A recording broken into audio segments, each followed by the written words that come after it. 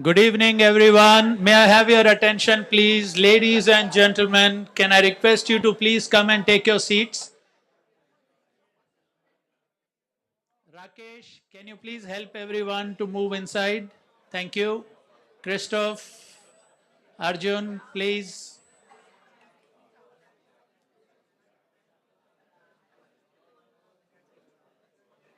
Arjun, can you come here?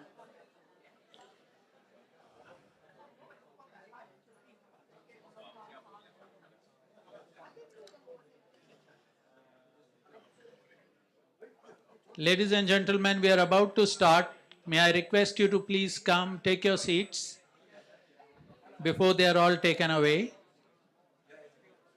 Thank you.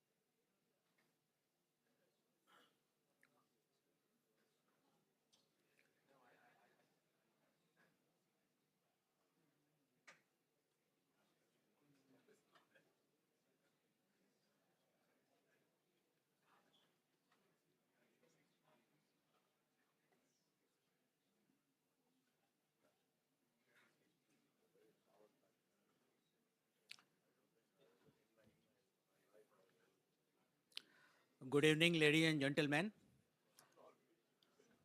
A warm welcome to all of you. It's an honor and privilege to welcome you all as a chairman of Institute of Chartership Brokers Hong Kong branch to our flagship event during this year's Hong Kong Maritime Week 2025. As you know that Institute of Chartership Brokers, or ICS for short, is a professional body for all its members in the commercial shipping industry worldwide. Institute was formed in 1911 and it's got its royal charter in 1920. The network of ICS global branches are currently around 27 places around the world. We have over 4,000 members and fellows. In support of our students, Institute also operates 14 international teaching centers, which helps its members and examinees. The Institute also have 12 recognized partners, which are helping its student in passing the commercial shipping knowledge to its members and students. In Hong Kong, we have Skills Plus as our recognized partner. The Hong Kong branch of the ICS was founded in 1963. It makes one of the oldest branches outside of the UK. Since its formation, the Hong Kong branch has played a pivotal role in upholding the Institute's global standards of professionalism, ethics, and education within the local shipping community. Over the decades, it has grown into the major hub for the maritime professionals in this region, supporting its members, fellows, and exam candidates through the training, networking, and industry engagement. The branch continues to foster excellence in the shipbroking, chartering, and maritime operations, contributing significantly to the Hong Kong reputation as a global shipping center. In the era of rapid transformation, technological, regulatory, and environmental, our institute remains as a beacon of knowledge, ethics, and global connectivity. We are proud to support our members with a rigorous education, continuous development, and a strong professional network. Today's gathering reflects our collective ambition to elevate standards, embrace innovations, and shape the future of maritime trade. I thank each one of you for your dedication and invite you to engage, contribute, and lead with the purpose. Let us begin this journey together, and we would like to welcome our chief guest for this evening, Ms. Amy Chan.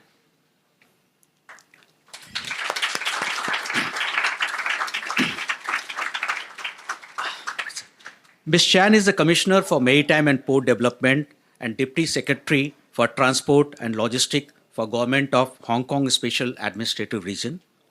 She is responsible for formulating policies on matters relating to the development of Hong Kong as an international maritime center and regional logistic hub. Prior to joining Transport and Logistics Bureau in May 2023, Ms. Chan served as various government bureaus and departments, including Marine Department, University Grant Commission, Home Affairs Department, and then Transport and Housing Bureau, Development Bureau, etc. Ms. Chan's terms of the office as a commissioner of the HKSR government has promulgated the action plan on modern logistic development, the action plan on maritime and port development strategies, as well as the action plan on green maritime fuel bunkering. Amongst them, the action plan on maritime and port development strategy provides important and clear directions for the future development of maritime and port industry in Hong Kong. It sets out 10 strategies and 32 action measures in 4 directions: enhancing port competitiveness, strengthening high value added maritime services, enhancing promotion of Hong Kong maritime brand and grooming talent, and enhancing the Hong Kong maritime brand and port bureau. To consolidate and enhance Hong Kong position as an international maritime center is also one of the key goals. Meanwhile, the action plan on green maritime fuel bunkering sets out 5 green-centric strategies and 10 action plans of the government in the areas of green maritime fuel supply, infrastructure support, port emission reduction, incentive measures, collaboration with the mainland and overseas, and talent training with the view of keeping abreast with the IMO decarbonization targets, as well as developing Hong Kong into high-quality green maritime fuel bunkering and trading center. So let's welcome Ms. Amy Chan. Thank you, ma'am. May I kindly invite our senior-most fellow, Captain Suresh Prabhakar, if he is here, to present a bouquet to Ms. Chan. If not, then our second senior-most, possibly Mr. Jagmeet Makkar. Please do the honor. Ms. Chan, please.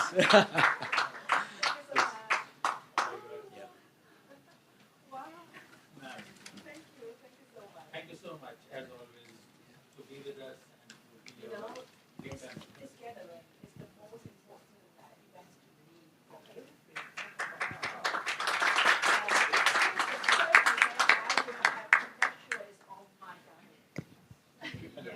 If I can't find it, I will chase after my tears to where is it? Have I received the invitation? What's the topic? So looking forward to Thank you, ma'am. Thank you so much. Ladies and gentlemen,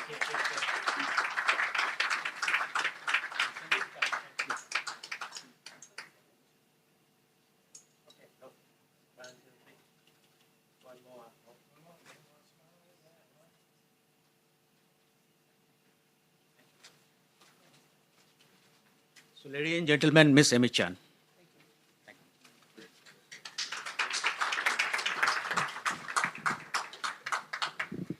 Yes. Captain Verma, all my friends, new friends, old friends. This is the third time I joined ICS Hong Kong Maritime event. As I treasure this annual gathering very much because every time ICS will give me a new topic. That means I can't recycle it from other readily available information, but it gives me a good time to review my piece and my work. So it's very refreshing. Good evening to all of you. First of all, I'd like to extend my heartfelt gratitude to ICS for again hosting this invaluable panel discussion at the Hong Kong Maritime Week because we need your support to contribute to Hong Kong Maritime Week to make it more fruitful. The topic of the panel discussion today, decarbonization versus economic reality, balancing green shipping and profitability, captures one of the defining challenges for every shipping leader today. We stand at the confluence of two powerful currents, the urgent tide of decarbonization, driven by global regulations and our planetary responsibility, and the relentless currents of economic reality, the need for profitability and financially sustainability. The question is no longer if we will go for the transition, but how we can steer this transformation with foresight and determination. For Hong Kong, this is not just a challenge to meet, but an opportunity to lead. As the world's seventh largest and our country's second largest bunkering center by volume, we have both the capability and responsibility to act as a key facilitator for the global fleet. Our strategy to seize this opportunity is built upon three core pillars. First, we provide policy and regulatory certainty in a field of global uncertainties. The International Maritime Organization IMO 2025 Net Zero Framework was a watershed moment, establishing a clear long-term strategy for international shipping to reach net zero emissions by or around 2050. While the IMO decided in October to postpone the final adoption discussion by 1 year, the global imperative to decarbonize has only accelerated, requiring a stable policy landscape for the multi-million-dollar investment. In Hong Kong, we responded decisively. We promulgated the Action Plan on Green Maritime Fuel Bunkering in last November, serving as a definitive roadmap outlining 5 green-centric strategies and 10 concrete actions to support and promote industry development. We back this vision with immediate action. In this January and June, we published the Code of Practice on LNG bunkering and the Code of Practice on methanol bunkering, respectively, to provide clear, safety-focused guidelines for bunkering alternative fuels that early movers need. And our visions extend to next frontier. We are pioneering for the future by commencing feasibility studies for ammonia and hydrogen bunkering, and will mandate mass flow meters for methanol bunkering by next year. Our goal is simple: to have the regulatory framework ready before the market arrives. Second, we facilitate a stable, scalable, and integrated green fuel supply and trading ecosystem. A green transition is impossible without fuel. Hong Kong's strategic advantage is unparalleled access to the vast green fuel production of the Chinese mainland. Our commitment is already delivering tangible results. We have moved from the first LNG ship-to-ship bunkering demonstration in this February, in fact it's on the Valentine's Day, to regularize commercial LNG bunkering service. We broke the national record for the largest single delivery of biodiesel at a Chinese port, a delivery of 6,300 metric tons of B24 biodiesel fuel in Hong Kong waters. To catalyst growth, we have been building from the ground up, from launching an incentive scheme in June, securing a duty exemption for methanol through legislation, to identifying a 9-hectare site for industry to develop dedicated fuel storage for short to medium-term bunkering needs.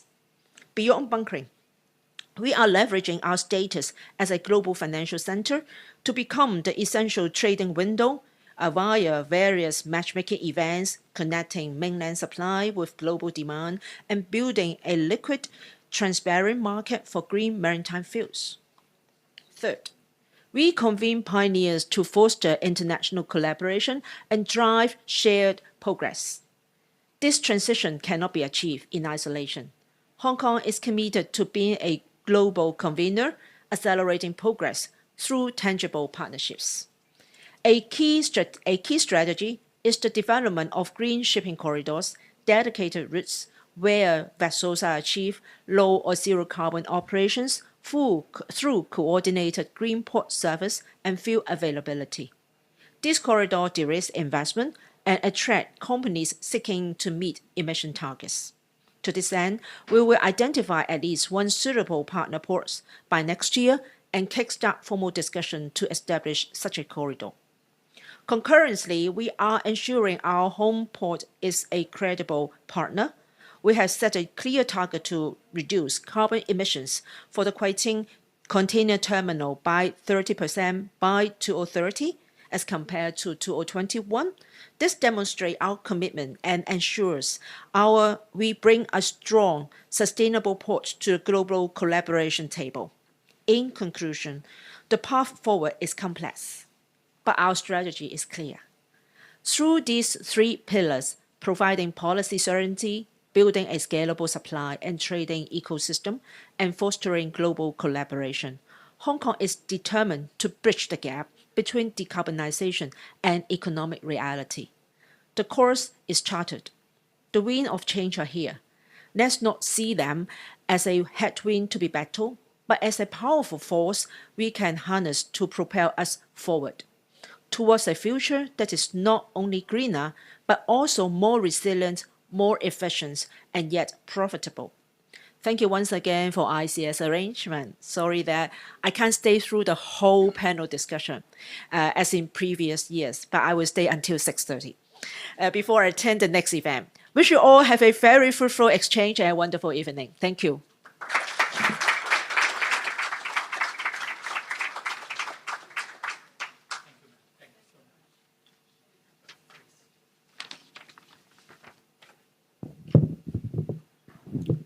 Check. It's okay. It's okay. Doesn't matter. Thank you, Ms. Chan, for setting us up so nicely for what will be a great discussion this evening. In the game of cricket, there's a term called genuine all-rounder. Now, those of you who don't know the game or the term, think of marine engineer, charterer, operator, arbitrator, mediator, consultant, educator, all rolled into one.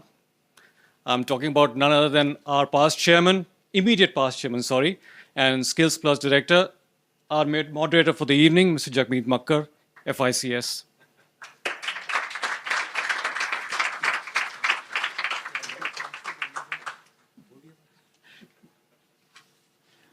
I wish I could play cricket, so. All right. Once again, thank you very much and very, very welcome. Manson, can you please take a seat?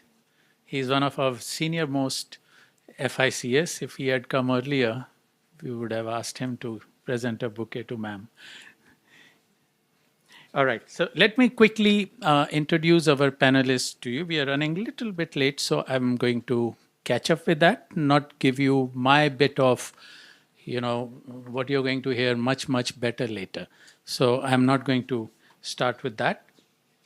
So let me start with Miss Professor Christine Loh. I'm not going to read the entire CV because this is going to take a long time. Professor Christine Loh is the Chief Development Strategist at HKUST.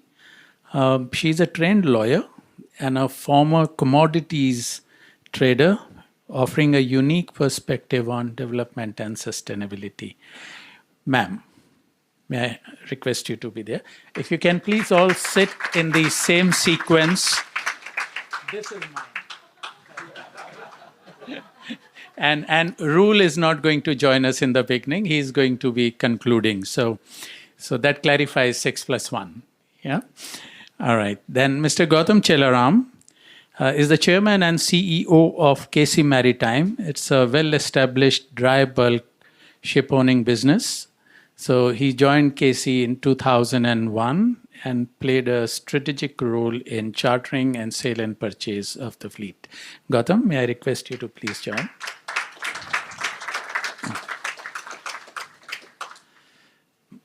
Mr. Bjorn Højgaard. We normally make sure that we have him with us on this panel. He brings in a lot of ideas and engages in very interesting discussions. He's the Chief Executive Officer of Anglo-Eastern Unimon Group, and I think everybody knows him, so I'm not going to read your biodata. Please, be on. Captain Nitin Handa is the Director, Regulatory Affairs. So can I request Captain Handa to please join us?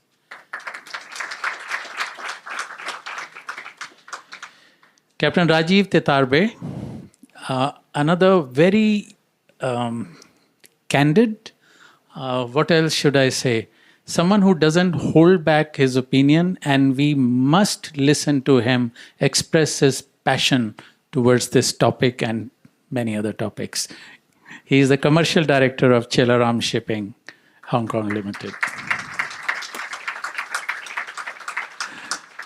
Mr. Pankaj Khanna is the Chief Executive Officer of the Heidemar Group and has almost 40 years of experience in maritime transportation, offshore, gas asset owning. Oh my God, what is it that you haven't done? Sharad, that is where your all-rounder is. All right. Okay, thank you so much. So I'm going to be introducing Rule later before he gives his concluding remarks.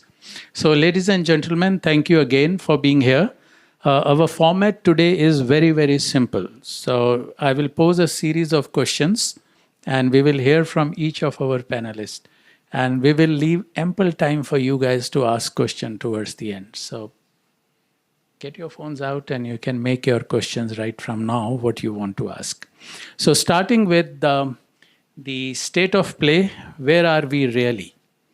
Okay, so I'm going to request each of the panelists to take about 2 to 3 minutes and tell us what exactly do you think about this topic, decarbonization versus economic realities, seeing the red before you can see the green.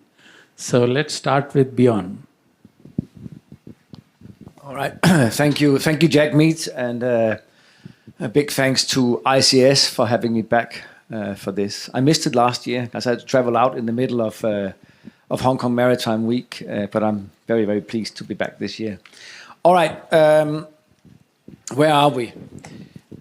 When we talk about decarbonization, fuels, and regulation, and the speed of the transition, I think we first need to zoom out. The world is definitely not the same as we assumed for most of our adult lives.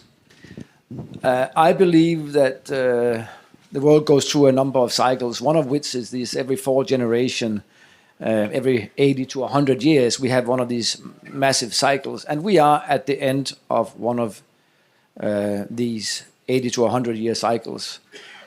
Now, Lenin said, there are decades where nothing happens, and then there are weeks where decades happen. And I think we are living through many such weeks now. All of us here are below 80 years of age, right? So none of us have lived through the last force turning, the last end of one of these big cycles. But the cycle started with the post-1945 order, born out of the Great World War II. And that order of stability, predictability, and trust is being tested now. I think the next 10 years may bring the biggest structural changes in 4 generations. The downside, of course, is clear. Uncertainty, geopolitical tension, fragmentation, and the erosion of trust that underpinned the global system. But I also think there's an upside, because after winter comes spring. And on the other side of this transition, I believe we may see 2 decades or more of real renewal and growth. But first, we must get through the turbulence. And all this is happening while climate change accelerates. It's real, and we are behind the curve. On our current path, we may see close to 3 degrees of warming by the end of the century, with profound consequences for humanity and the biosphere. I think we could lose more than 2/3 of species by mass and cascading extinctions over the next 75 years. So the green transition has to happen, not in a perfect world, but in the world we actually have. Shipping sits inside this fractured environment. MEPC couldn't agree a net zero framework, not because the industry lacks ambition, but because states are divided. So where are we? We are in a real transition. It's uneven, it's messy, it's politically constrained. The technology is coming. Green molecules will scale, especially in Asia. Some owners are investing, others are waiting. The market forces are driving more change than regulation right now. And instead of one global rule book, we're getting a patchwork of regional systems. But I think the long view matters. Shipping is resilient, global trade remains strong. And once the political clouds clear, and they will, our industry will be one of the engines of the new spring that follows. I will leave it there, Jagmeet, and thank you for Thank you, allowing me. Bjorn. Thank you very much. So let's go in the same sequence, Gautam. Yes. First, a word of thanks to Jagmeet. We used to work together more than 25 years ago, so it's a pleasure to be here today. Thank you, and to ICS. So where are we now? I'm going to break this up into three parts. Number one is the shipping market. The second is an owner's mindset towards decarbonization. And the third is global regulation. Now, I'm starting with the charter market because it's important to understand the owner's sentiment towards decarbonization. As of yesterday, the BDI was at 2,100. This time last year it was 1,600. So you can see there's a big increase of about 20% year on year. And generally, there's more negative sentiment. As you go into the market, people look at the supply side. But interestingly, we're in good times. And one of my concerns and why I'm bringing this up is that it is in a good market easier to look at decarbonization. Owners can finally make some money, beat inflation. And so what they do is they say, okay, fine, let's see how we can invest back into the industry. And one concern that I have is that if markets do collapse, I wonder, from generally speaking, from an owner's perspective, will they be able to prioritize decarbonization the way we're doing it now? But we are in good times, and I just want to check, this Thursday is Captain's Table. Can I just get a show of hands to see if anyone's going to this? Okay, good, not bad. So that's a good time. That's a startup, and they look at decarbonization, and it's good to see that people are supporting this. The second is an owner's mindset towards decarbonization. And as Bjorn quite rightly pointed out, that it's not one size that fits all when it comes to alternative fuels.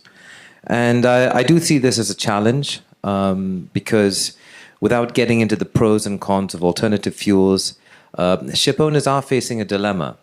Do we go in today and start building ammonia carriers or LNG carriers, high capex, high opex, and then within a few years, the technology could change?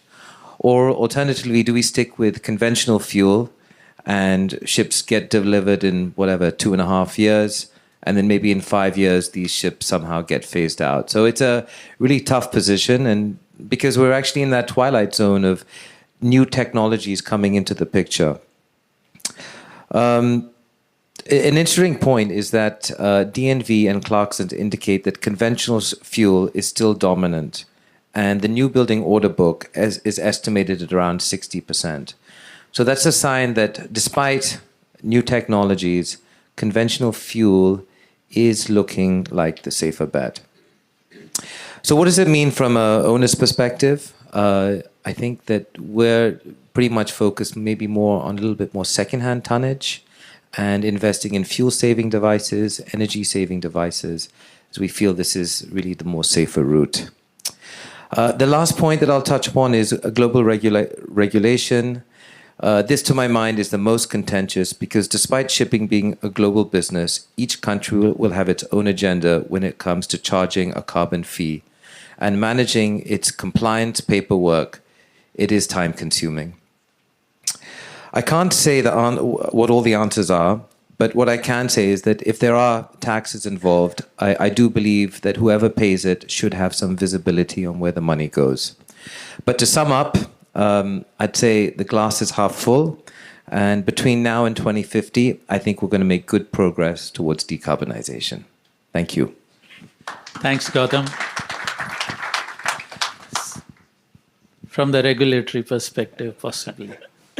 Yeah, thank you so much. And I think both Bjorn and Gautam have very beautifully set it up.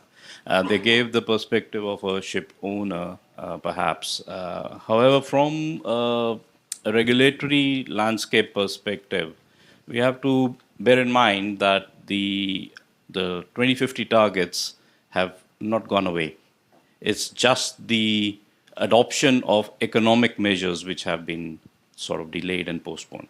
Yes, they do have an impact on the decision making. They do have an impact on the deeply fragmented regulatory landscape which we have right now. We have, of course, the EXICII, which is from IMO, but we also have EU ETS, we have FuelEU Maritime, we have other countries in Africa coming up with their own fees, and it's only getting more and more difficult.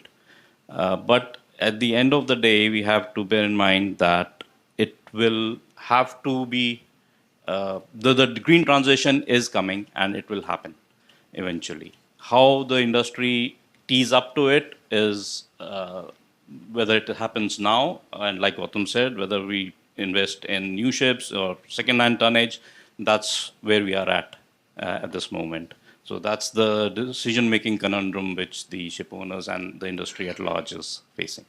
Thank you. Thank you. Ma'am. Well, thank you for always including me. I'm an outsider, but I think I've become a friend of the shipping sector. Absolutely. Well, first of all, let me say something about the IMO decision.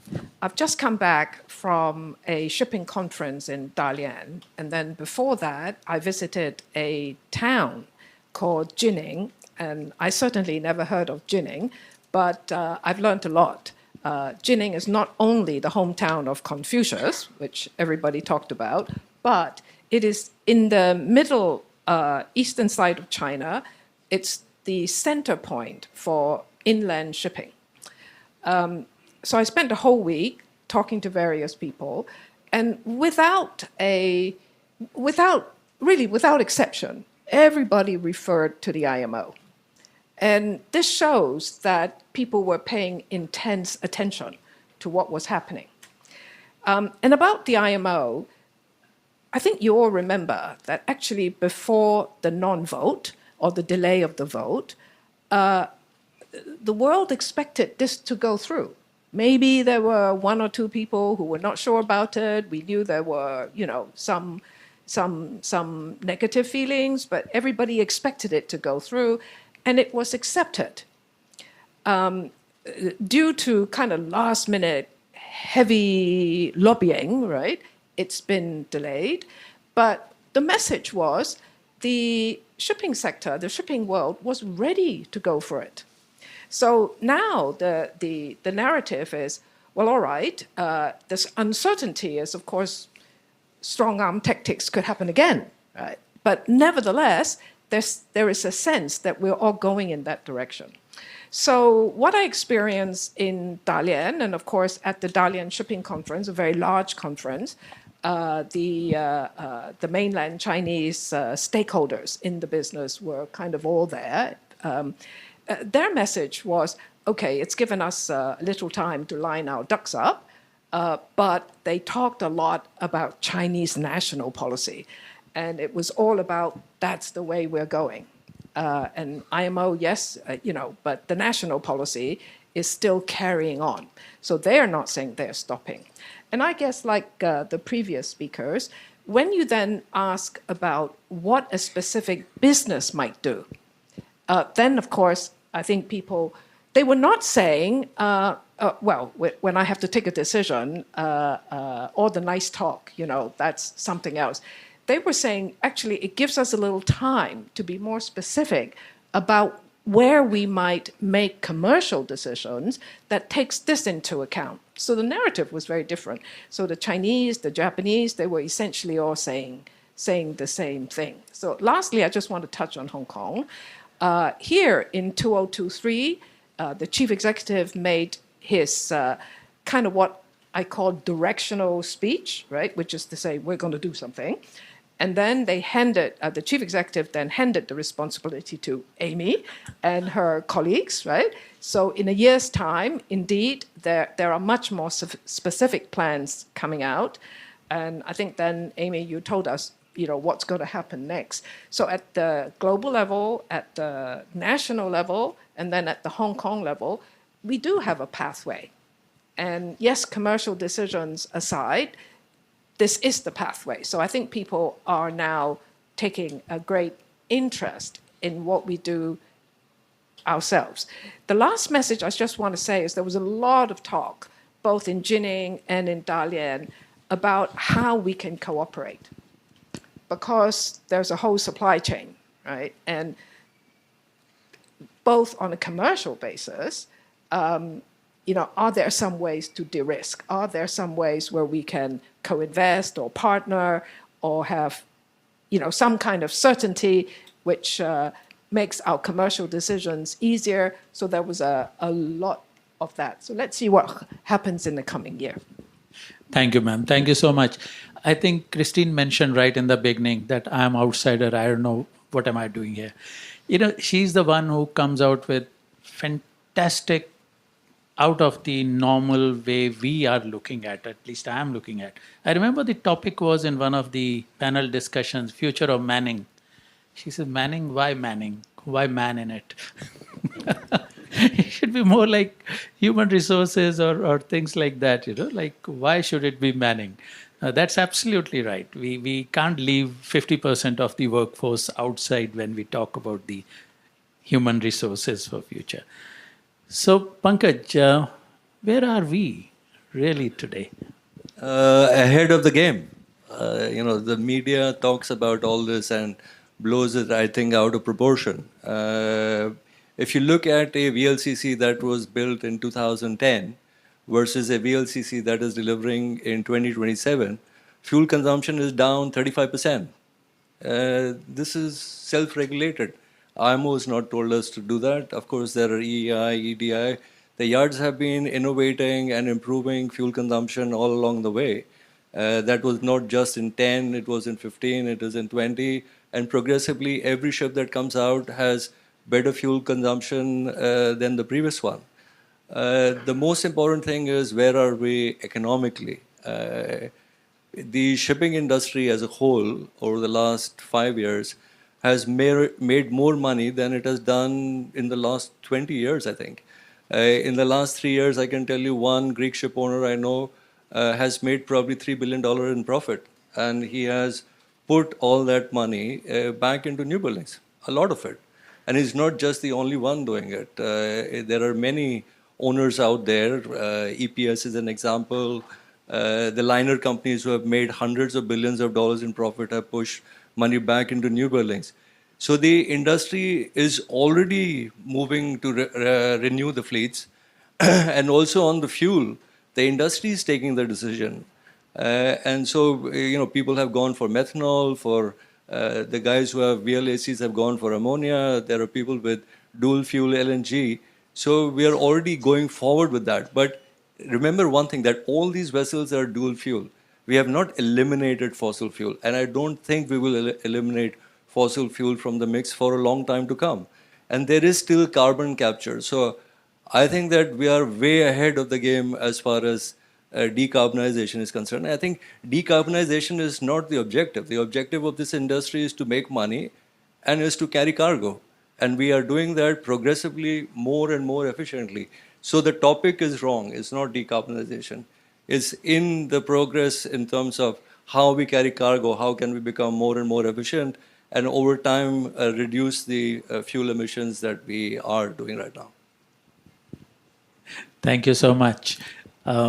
Yes, Captain Titarve. Yeah, very difficult task, hard act to follow.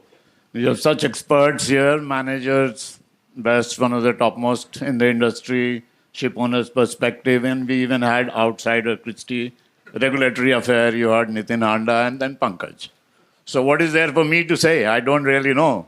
Where we are, I can think you guys, all of you know where we are. But if you allow me to give my personal perspective, I would think that we are in complete state of confusion right now. There is no clarity.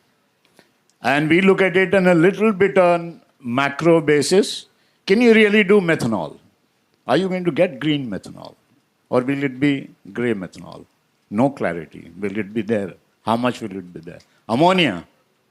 I've been a seafarer for 16 years, and if you ask me personally to go on a ship which will be using ammonia as a fuel, and if I will go in the engine room of that fuel, sorry, thank you very much, I'm not sailing on that ship.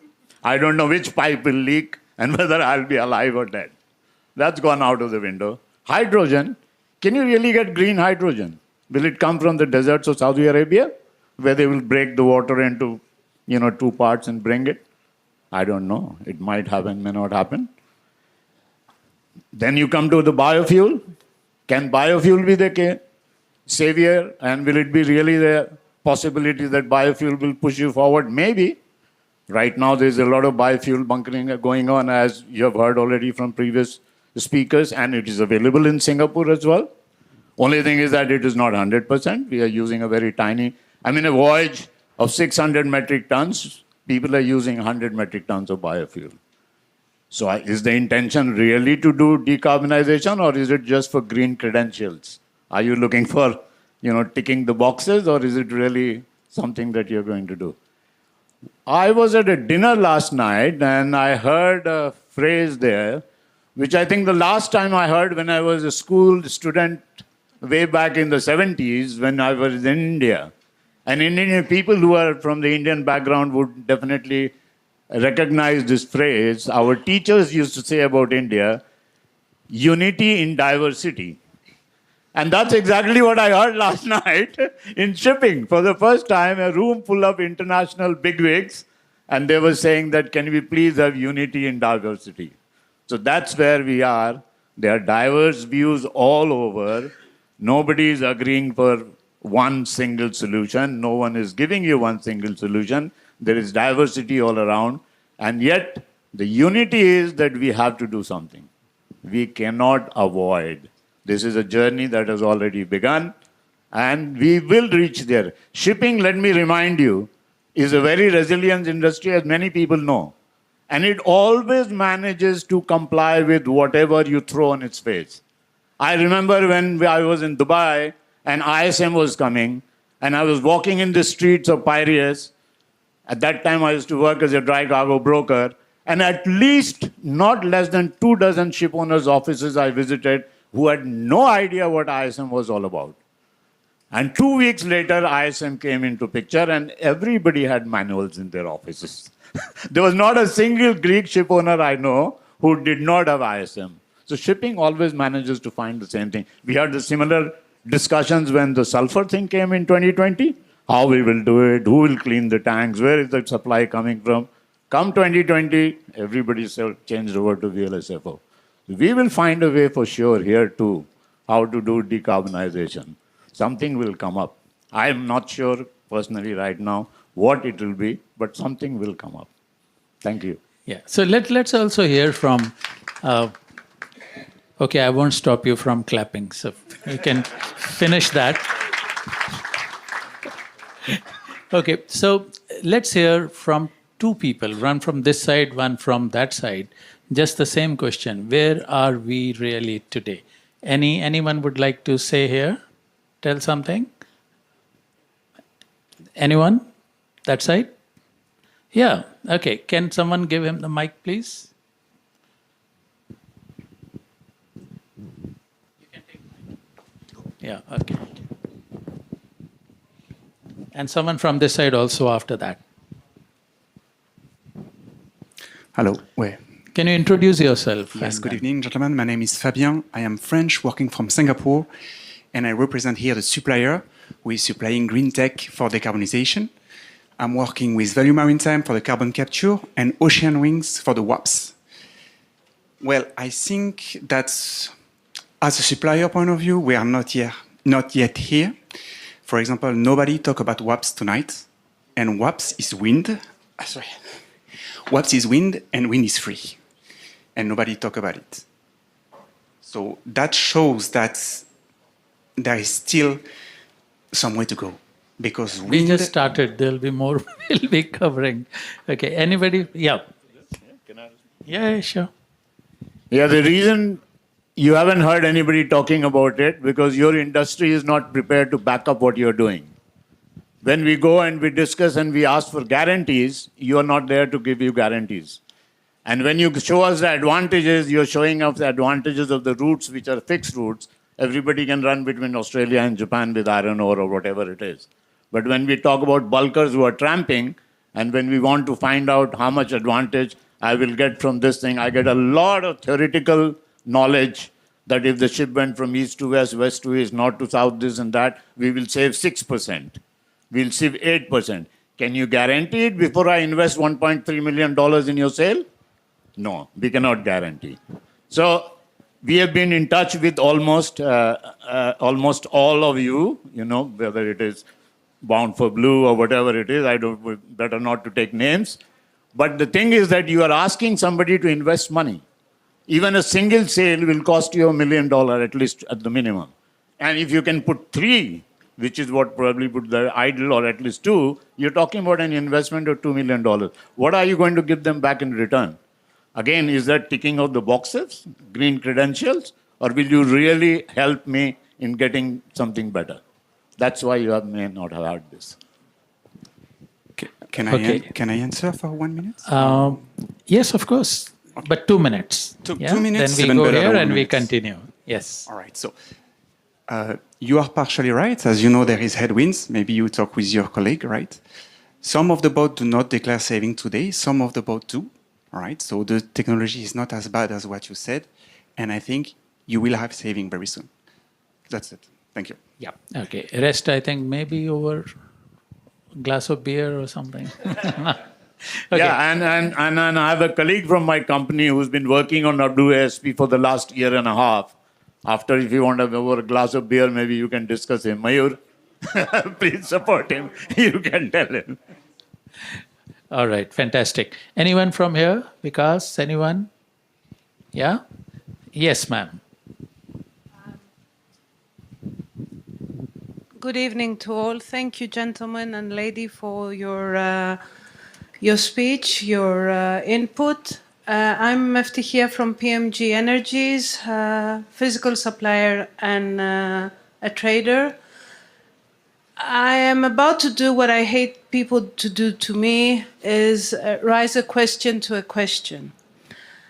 But I'll give the answer to the question, so don't hate me. Is the bunker industry ready to support any choice you people make on how the vessels will run? I feel they are not. We are starting to face a avails issue on fossil products, especially in the Med area. As everybody knows, we need to burn gas oil or 0.1 fuel, which 0.1 is not produced. Gas oil we're running out because it wasn't expected. So there are issues with fossil fuel as we are now. Refineries don't know what to do. Shall we produce 0.1? Shall we make biofuel? Shall we produce extra gas oil? It's confusing, and I don't know, I sense we are not helping you people to make a decision.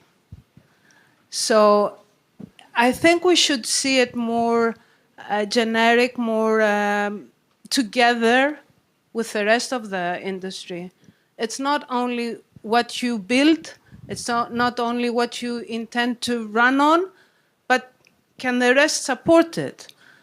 I personally feel, I agree that whatever we throw to the shipping industry, they will swim, because as captains say, we deal with the weather when it comes. But exactly that, we wait for the weather and then we deal with it. So this is my input. Thank you. Anybody would like to take that? Yeah? You want to take that? Sort of. I can do. I mean, I know our panelists, I'm sure, will have opinions that you're happy to share. I was just going to come back to the point of unity and diversity when we're talking about fuels, to remind everybody that we are not the only people, we're not the only sector decarbonising.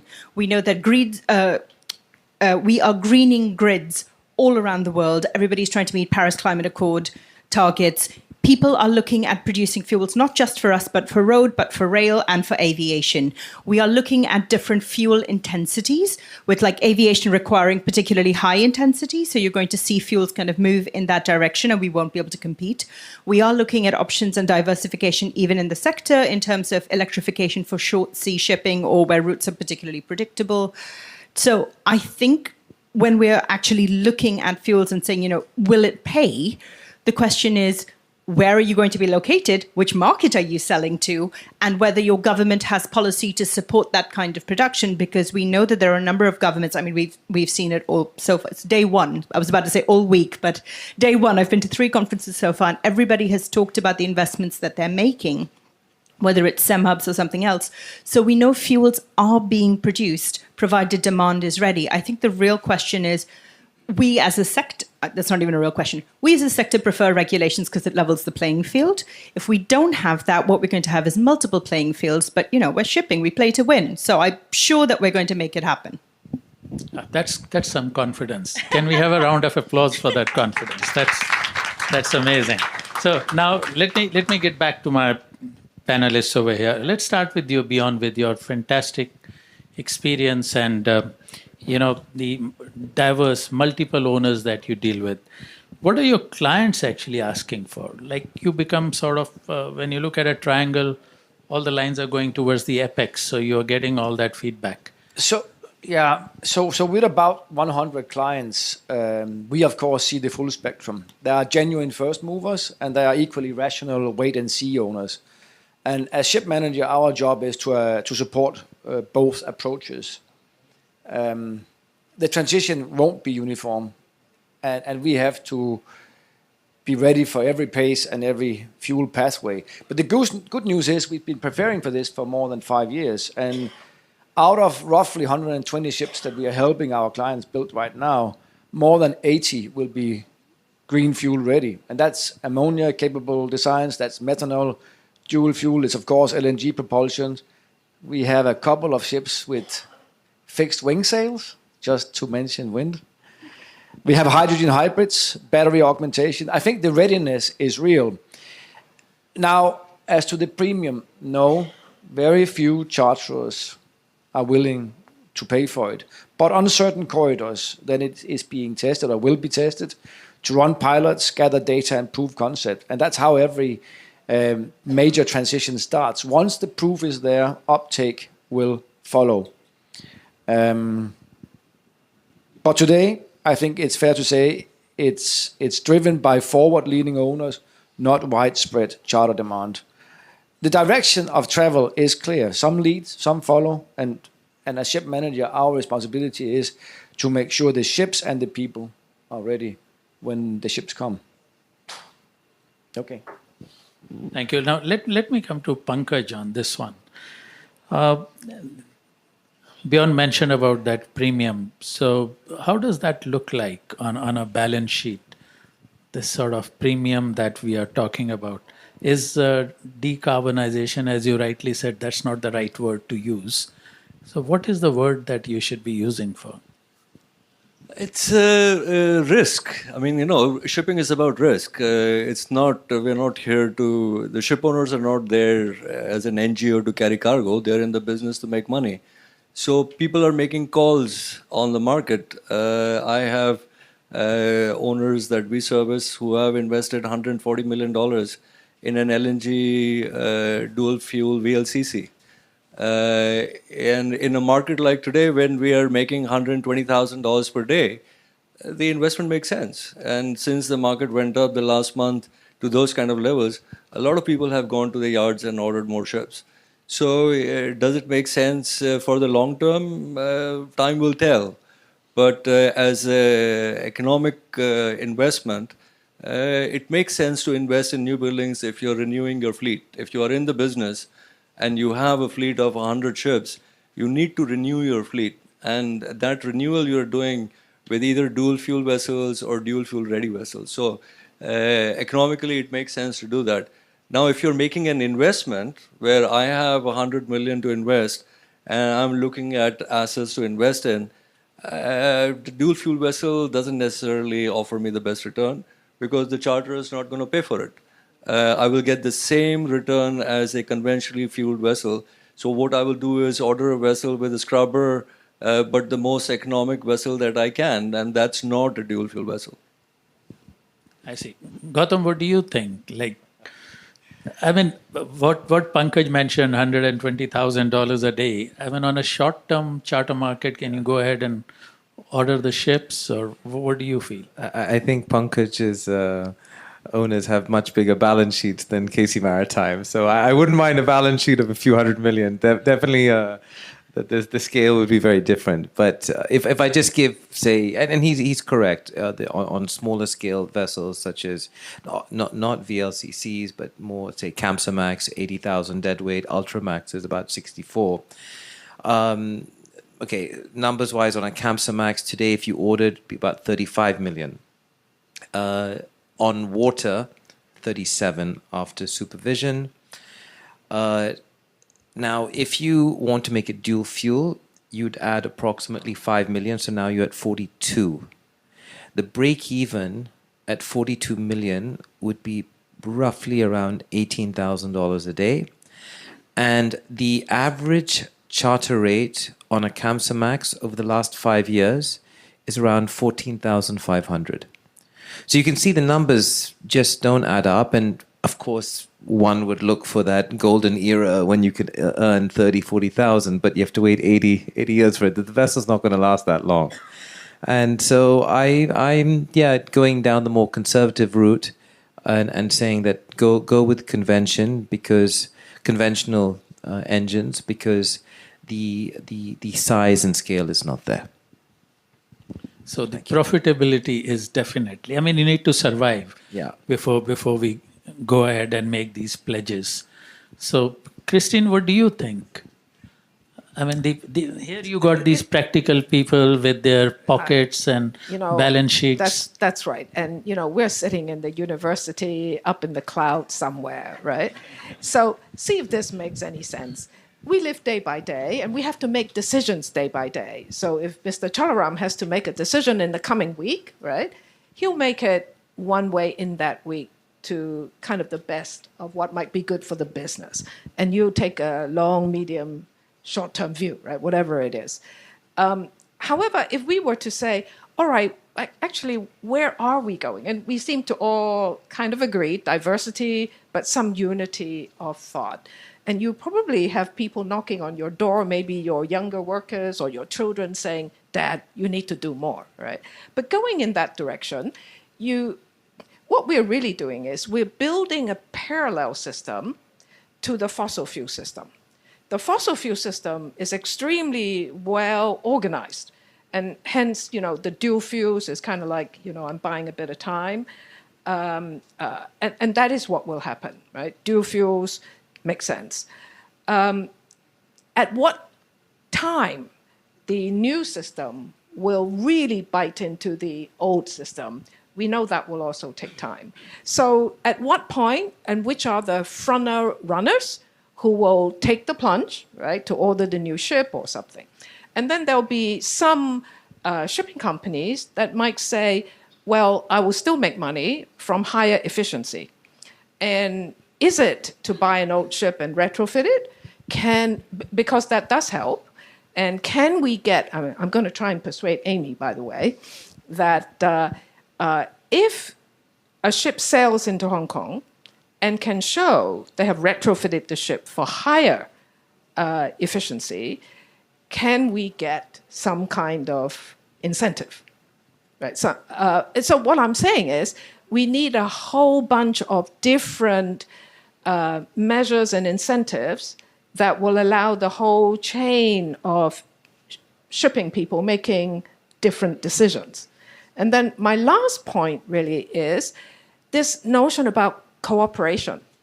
At a time when we don't yet have great clarity about timeline. We know we're going in that direction, but there are so many people here, wind and nuclear and whatnot, right? What's going to really come through at what kind of time frame?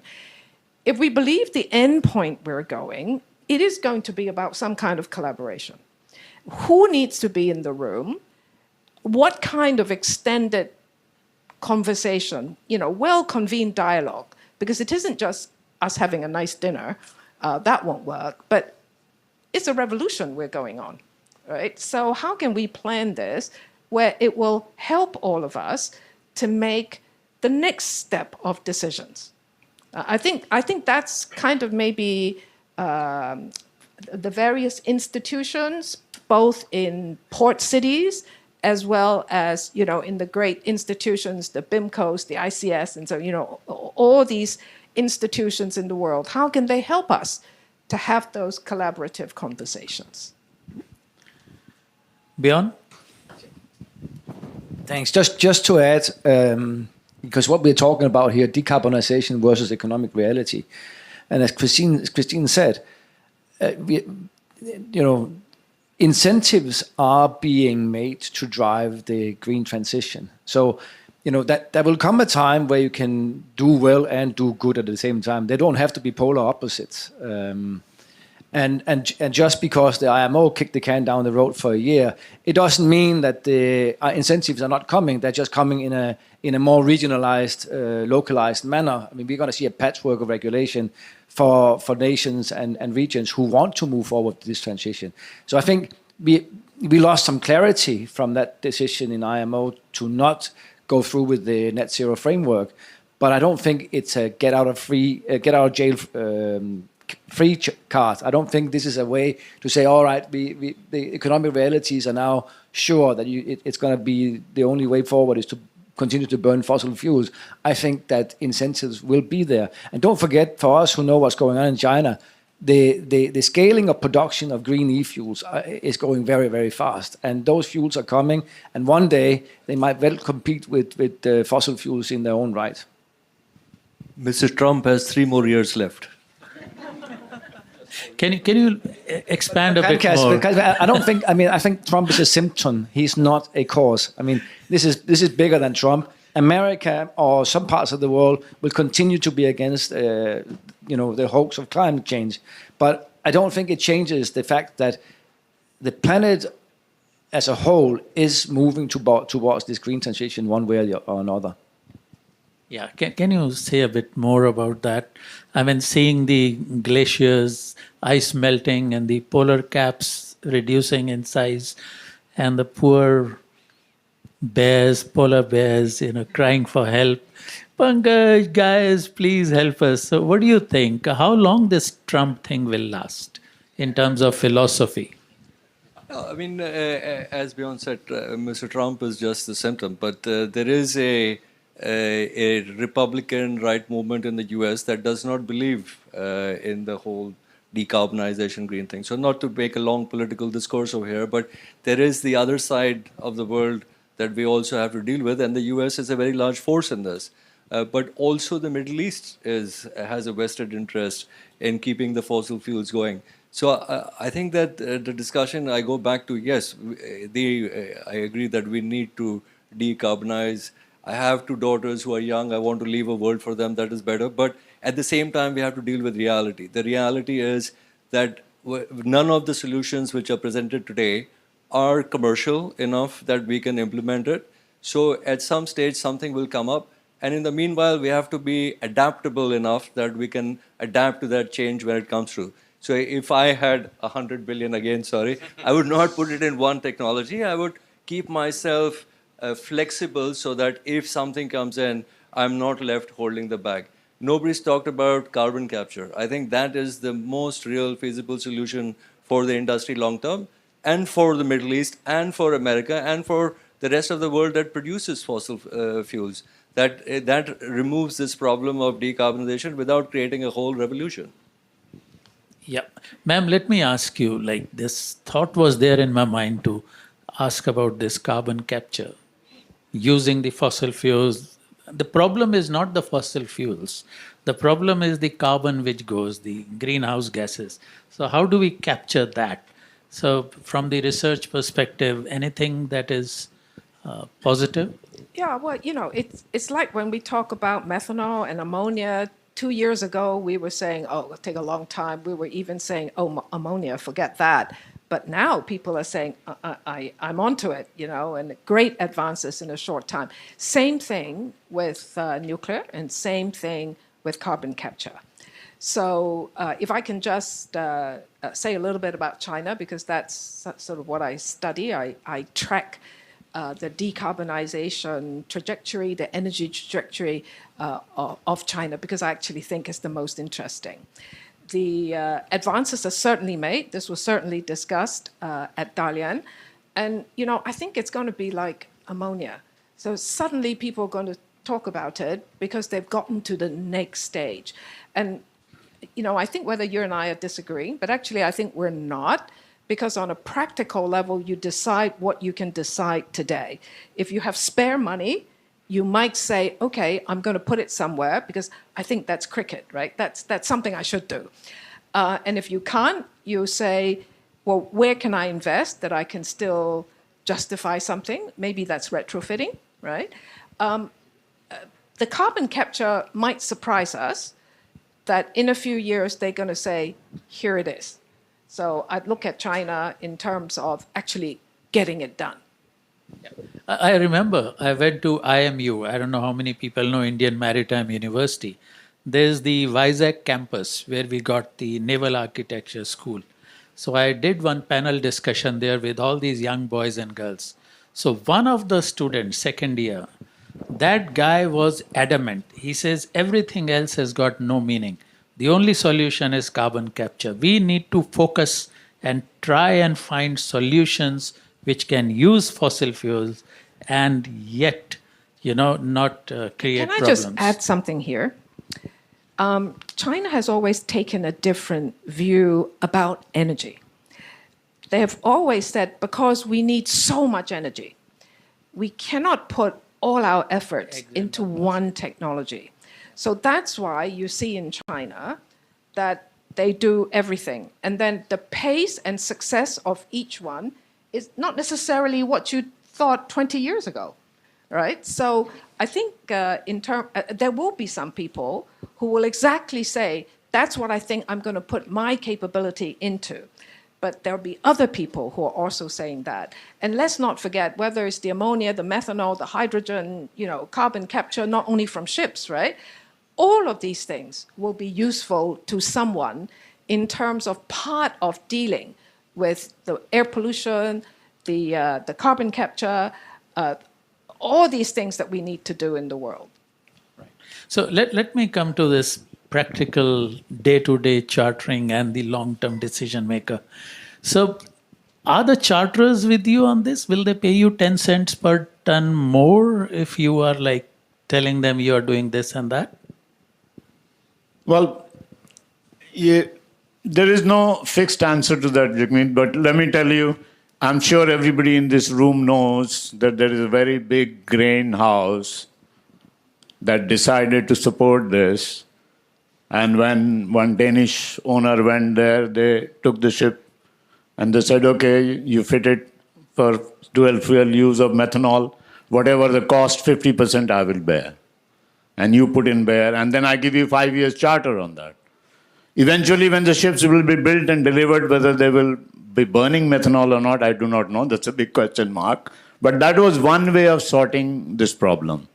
The two people in the industry got together and collaborated and said that, okay, let's take a step towards this. That's one way of doing it. The other way now I'm hearing, I was in Singapore the whole week, some very interesting stories I heard, and one of them was that there are charterers who are being forced by their clients to have some sort of effort towards green energy. And there's a typical voyage that they do in which they bunker the biofuel in Singapore and do not, as I said before, not the whole lot, but about 250 tons of biofuel they put. The question is the biofuel price differential today is $200 a ton. So when somebody is burning 250 metric tons of that, he is incurring an extra cost of $50,000. The voyage is 35 days long. The charterer is saying, okay, I will bear 50% of this. The owner must bear the other 50%. So then for an owner, it's $25,000 that he has to pay towards this. Charter is absorbed 25,000. But on a 35-day charter, you are required to shell out $25,000 for burning this biofuel. That's almost $800 a day you are being asked to take your earnings down. But did he give you anything over the market rate? No. Your ship was fixed to the market rate. And then he said, can we do this? You will also benefit by, you're emitting less greenhouse gases, less carbon, whatever. You'll also benefit. So this is a small price for you to pay, $25,000 for a voyage. To my mind, $800 is squeeze of margin. I'm not sure how many owners will support that. So there are charterers and there are charterers. So it depends upon where you get them, who will get them. By and large, I have not come across a situation where somebody has been ready to take it 100% onto themselves and say, okay, we'll pass it on to the consumers. No. They still expect the ship owner to absorb some part of that extra expense for complying with this. Yeah, I think that's the biggest issue. The charters that you're talking about, they're very few, right? If you're looking at the coal charters, like Indonesia, India, Australia, India, 5 cents per ton, 10 cents. You may have done a lot of business with them in the past where you helped them, all right? But when it comes to the new fixture, and if you are 10 cents per ton more, they will dump you. I mean, this is something which happens. So how do we, Gautam, and everybody, how do we make it a level playing field so that, each and every charterer also needs to contribute? It is a tough question, but actually, you know what? I think a question to the audience actually might be relevant because all of this actually leads to inflation. And that really hasn't come out yet in terms of our discussions because ultimately, if you want to protect the environment, it's coming at a cost, right? We're talking about new technologies, we're talking about alternative fuels. And if you want to burn regular, it's the cheapest. Now, obviously, the moment you start adding on costs, you're going to have inflation because there's going to be a delivered cost. If you're carrying, as you said, grain, right? It's going to convert. There's bread, there's food products, etc. If you're burning coal, it's energy. So the question is that what is the threshold for everybody here to say, okay, I could let my cost of living go up by 5%, 10% in order to protect the environment. You talked about your children, Pankaj, the next generation. So is there a view on whether it's 5%, 10%? Yeah. As a consumer, are you willing to pay extra? And surveys done, you can never trust, right? Because surveys done seems to say, yes, we're willing to pay for whatever it is. But again, if we are trying to switch away from fossil fuels, because we know it'll kill us in the end if we keep going, right? Yes, we all have to pay something, but I think we are more willing to be a part of that if we know it's a risk and benefit sharing. Now, what is the system that will allow us to do that? And the cost could be quite big because it actually filters into many things. Those conversations are hard to have because we don't quite know who we're talking to. But again, I think the principles of it, can we envisage a situation where the owner, the charterer, the cargo, the ports, therefore the governments, right, that there is some system where they all share some of the risk and the benefits. Who do we need to have in the room to start those discussions? And maybe those discussions will take quite a while because they are complicated. But we kind of know that's cricket, right? It's fairer. It's fairer. And therefore, I'm willing to sit down and talk about it.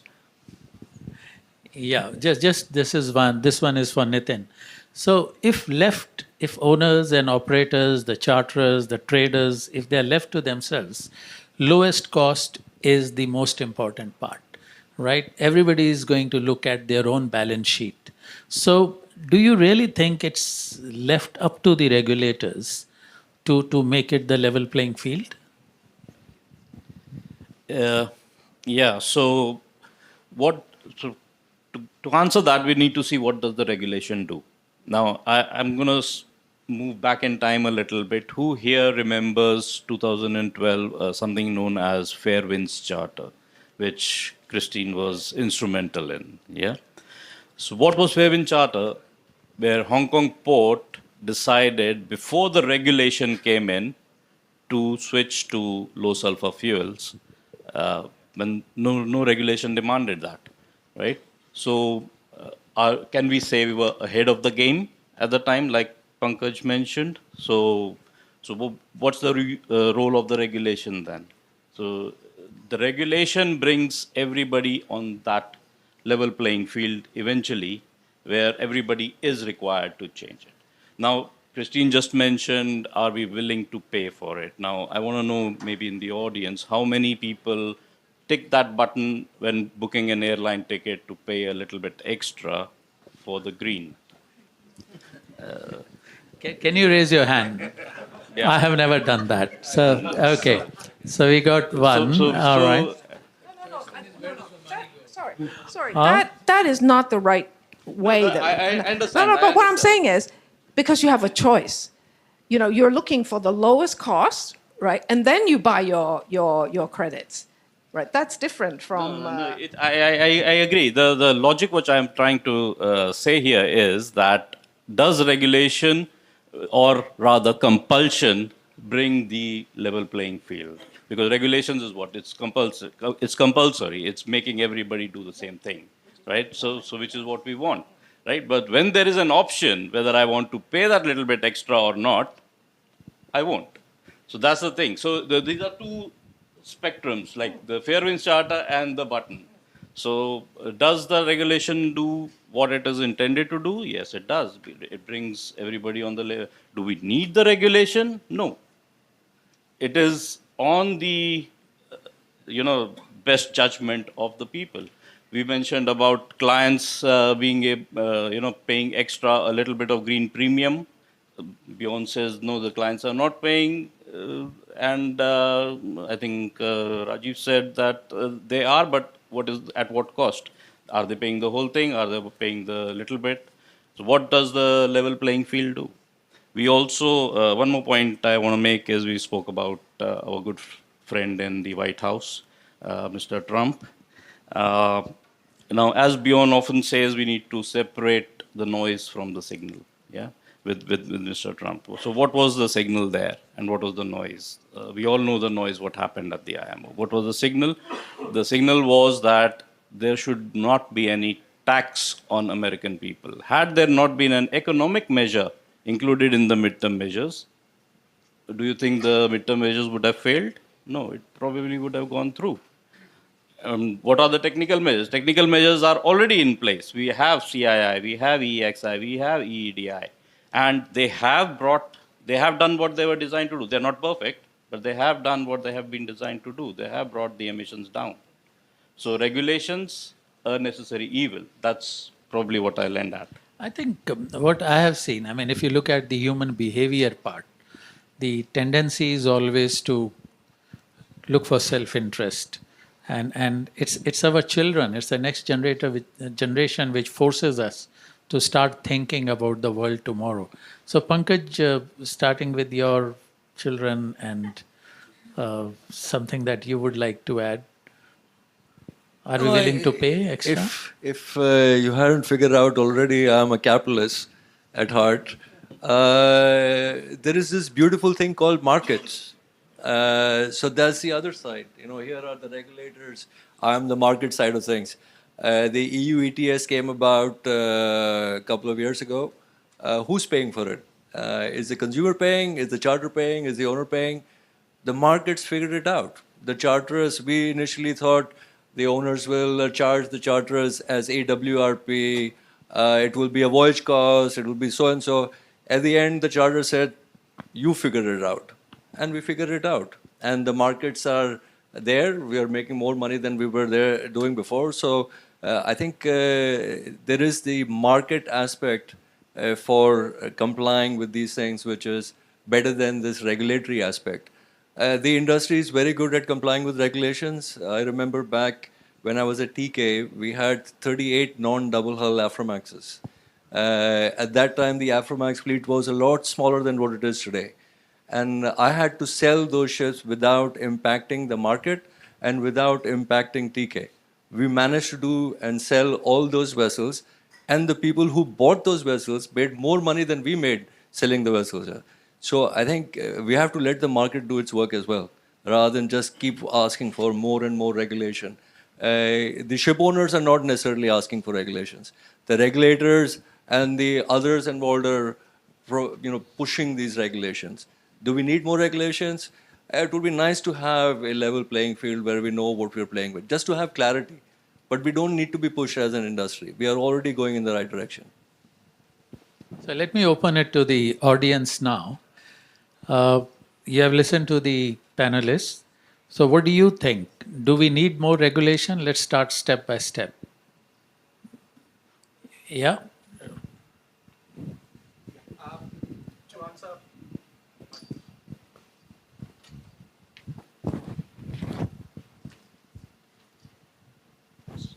Hi, Shrey from C-SPAN. So to answer Nitin's question, definitely I have never paid anything extra when booking my flight, but starting next year, we already know in Singapore, sustainable aviation fuel, you have to pay an extra amount for that. So that drive has come from regulation.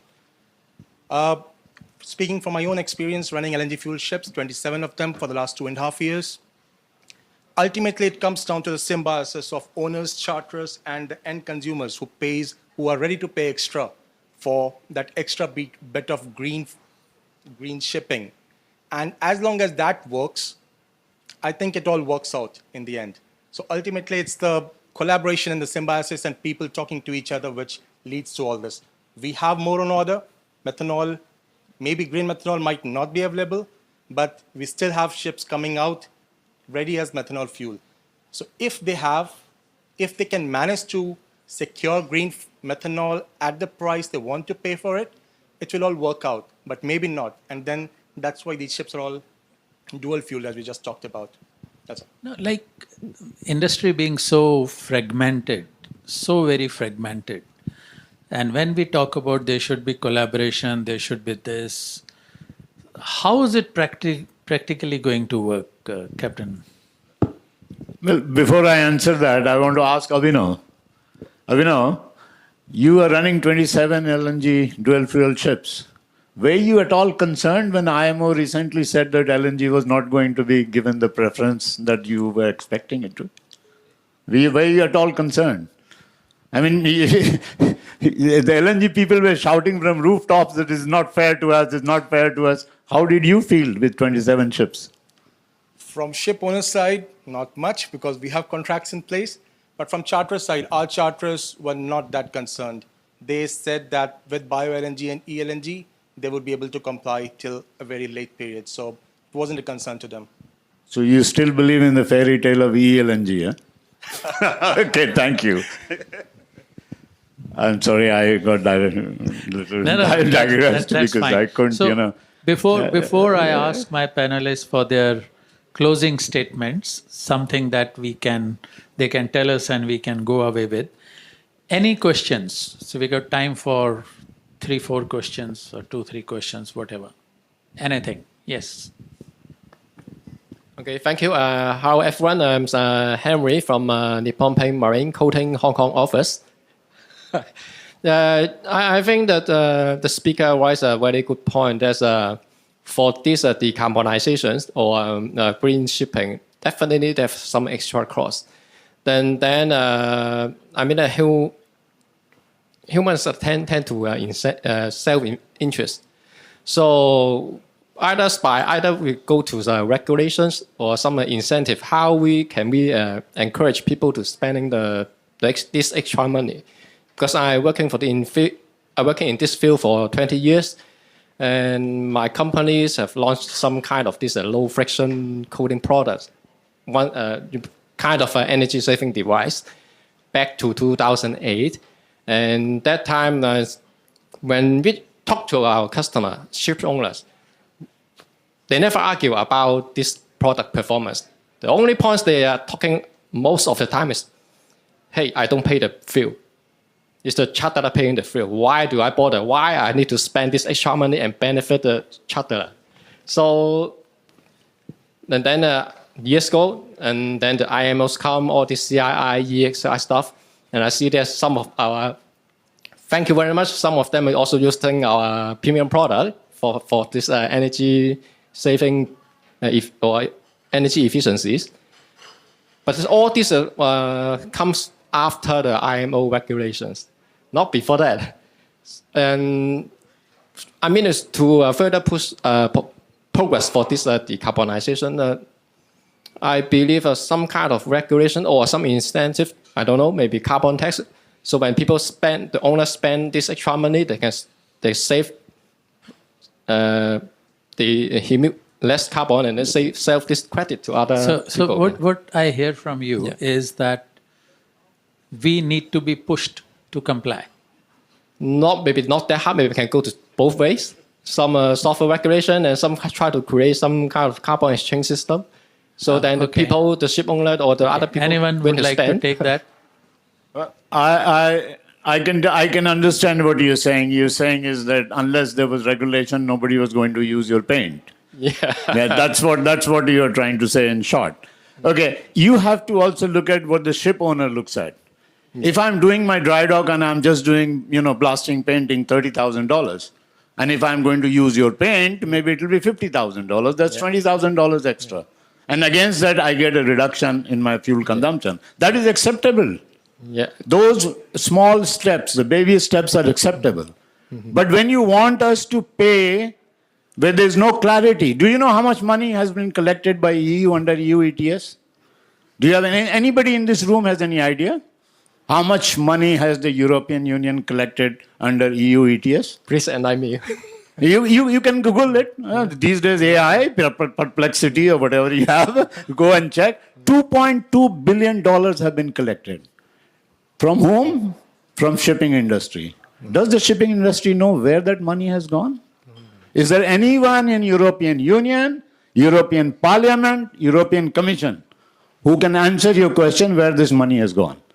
Last night, for the first time, I heard when I raised a room full of big wigs there, another ICS, not the Institute of Chartered Shipbrokers, but International Chamber of Shipping, the same name. Then I heard from one of the ambassadors there that probably the French government has given $200 million out of that to some fuel company, some bunker companies to create something like that. And this is not even public knowledge. So I went home and I searched that which fuel company got this $200 million. There's no name anywhere. But the ambassador knew it. So the question that is, that you may say that the regulation drives for these things. So regulations, unless they are transparent, they will not be able to drive. Your paint is an attraction because it only cost me $20,000 extra over my normal routine. But when I'm being asked to pay $250,000 on a voyage to EU ETS area, I might think twice. I might not call that area. We have a very long journey to go. Yeah, thank you. I think your basically thing is, guys, can you use my paint? Yeah? And when I go to the owners, they say, we don't care, the charterers pay for the fuel. Okay. Yes, Neeraj.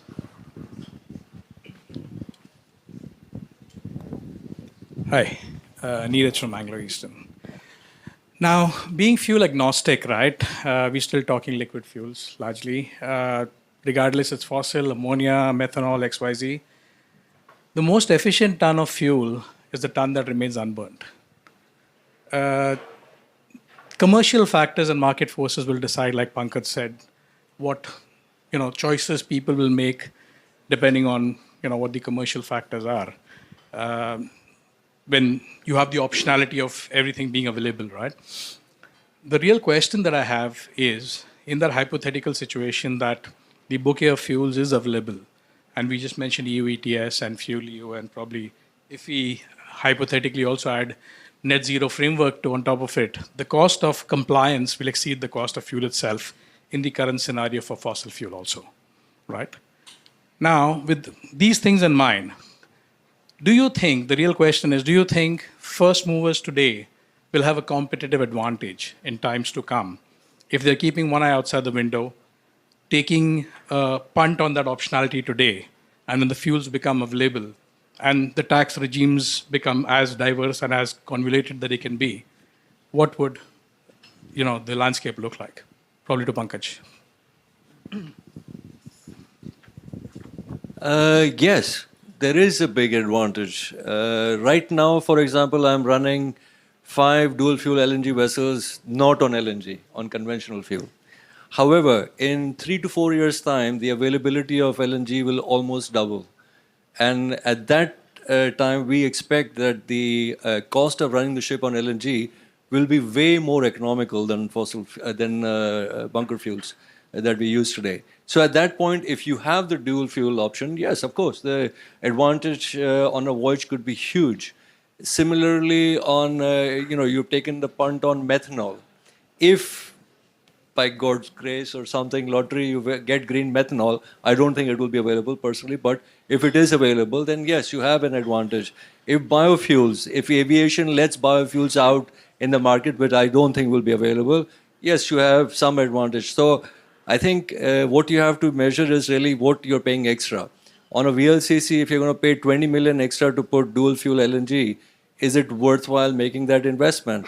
I think that on a fleet of 10 VLCCs, it's a punt I would take because that may work out. When we did scrubbers, for example, a few years ago, at that time, I used to work for George Economou. He put it on all his vessels, over 100 ships. And we thought that that is going to be a disaster. It was a $200, $300 million investment. Over the last 5 years, it's proved to be a great investment. So I think having that optionality is not bad. But at the end of the day, you're, again, dual fuel. So you have that backstop that you will still be able to use conventional fuels.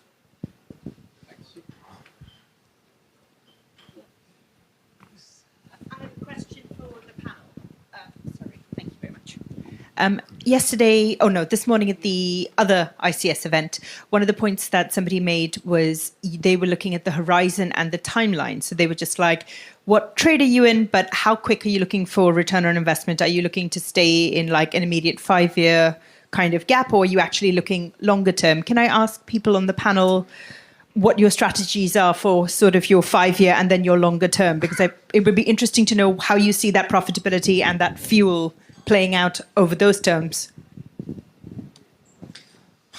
Okay. So when I look at dual fuel, what you pay for today is the hedge. Okay, so that at some point in the future, if LNG, because look, ultimately there are also other people building LNG carriers or burning LNG. So the thing is, it's ultimately a hedge, and it's a calculated call. And yes, it can pay off depending on what happens 5 years from now. But look, as you've heard on this panel, everyone's got a different strategy as to how to look at it tomorrow. And I think in our case, like for example, if we're doing a financial assessment of, say, a new ship, a new building versus a secondhand ship. Now, remember, these ships can last, a new ship can last 25 years. So the thing is, I think in our case, we look for a midway point because we're also trying to time the market. The whole idea is buy low, sell high. So we feel that because rates are high, we've talked about it across the sector, that if rates are high, values are high, maybe now's not the right time to pay the premium and go for new ships. Let's look for ships that are, say, 10 years old, and it'll have another 5-7 years of life. So if we call it wrong, okay, we are not stuck with this ship.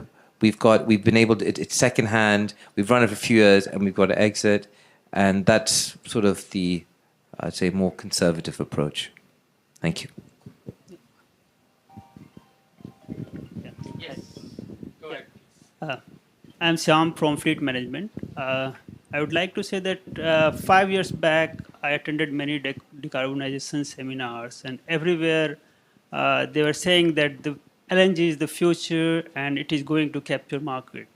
But that time LNG was very easily available and very cheaper price. But we know that LNG is price is very variable. It's not a fixed like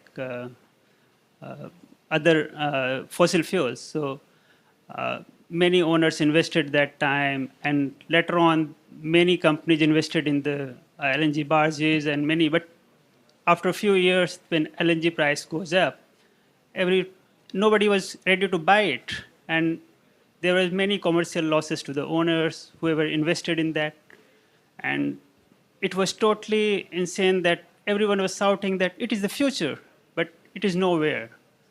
And same time, I see that all the market is not, everything is very commercial, that sometimes charters are saying that, okay, vessel has to sail full speed, although we are consuming almost double fuel in that voyage for carrying same cargo, doing same work. But there is no regulation to control that one. But every penalty, everything has to be paid by owners. But charters are able to escape, because when market is good, they are asking, okay, vessel to sail full speed. And we are consuming almost double fuel. But are you nobody an is raising question engineer over that. or a navigator? Yeah, I'm engineer. Engineer. That's the thing. I'm also an engineer. So in 2009, when the markets 2008 December and onwards came down, and I made a small Excel model for doing the slow speed operation. So my batchmates, while having drinks in the night, they'll say, you have become a dollar and cent guy. You have forgotten the impact on the engine. The specific fuel oil consumption will go up, engine will get damaged. But there was no other solution rather than reducing the fuel consumption, right? Ultimately, it is dollars and cents, as Pankaj has mentioned. It's simply commercial, commercial, commercial. How best you can do, in addition to that, to move in a direction that your ships are not left stranded if the regulations really, things do happen. I think we got to be prudent. I mean, just to put my hat on as a panelist, we just need to be really prudent. And that, I liked what Gautam mentioned. It's like premium you're paying.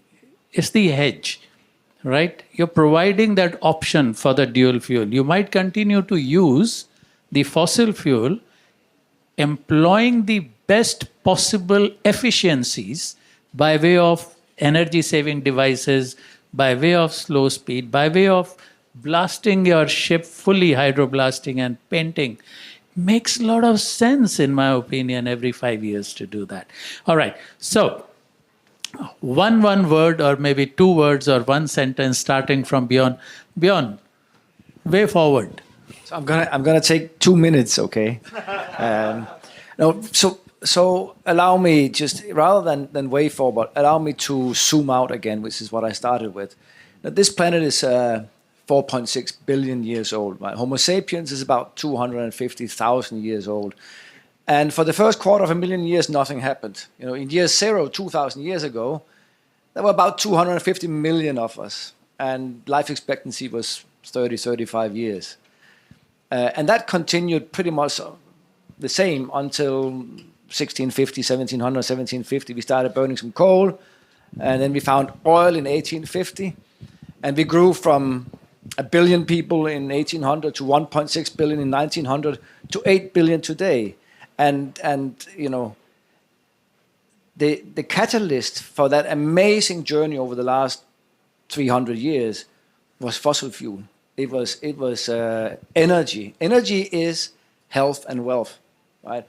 And everyone in this room is super lucky to be living at a time where we can extract all this energy that was sequestered over millions and millions of years, and we can use it in such a short time that we can expand our lifespan, and we can invent technologies and medicines, and we can live healthier, richer, better lives than anyone before us for 250,000 years.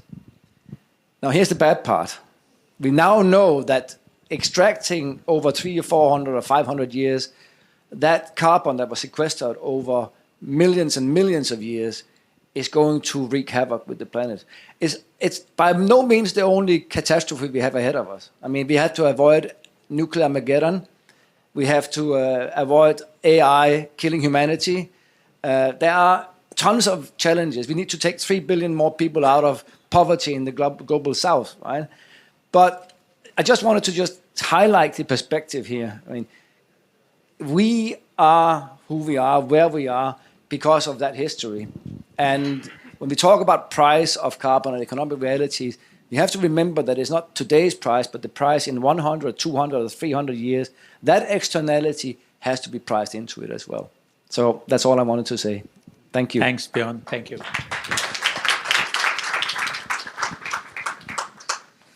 Okay, I'm going to end on 2 points, and one is on regulation.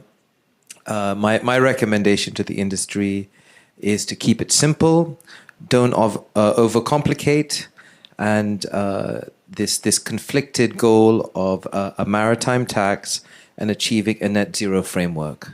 I think that there are conflicting, and if we keep it simple, it'll be better for all of us. And the second point is on technology. Like the car industry, the automobile manufacturers focus on technological advancement.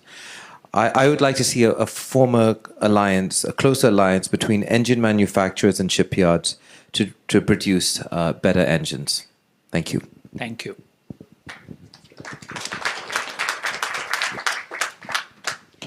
Yeah. So I think right now the industry in the regulatory landscape is extremely fragmented, and these are all buzzwords you'll keep on hearing this Maritime Week, and this being the first day, so I can dare to use them on you. So yes, we are fragmented. Industry is fragmented. Regulations are fragmented. We have multiple unilateral regulations in place. We have multiple fuels as a possible future of fuels. So what we would, what's the ideal scenario is to have a global framework of regulations. Now I'm speaking from the regulation perspective. A global framework of regulations, which IMO is doing a fantastic job. It got steamrolled for another reason, but once we have that, all the other unilateral regulations must go away. So that's my wish list, per se. Thank you.